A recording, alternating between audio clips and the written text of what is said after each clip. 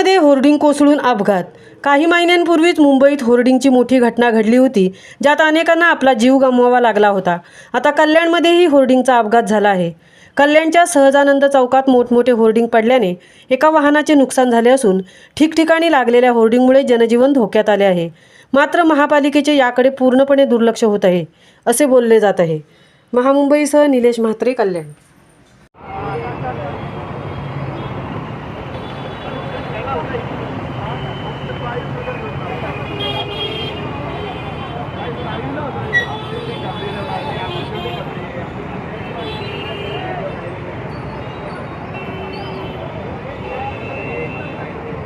तो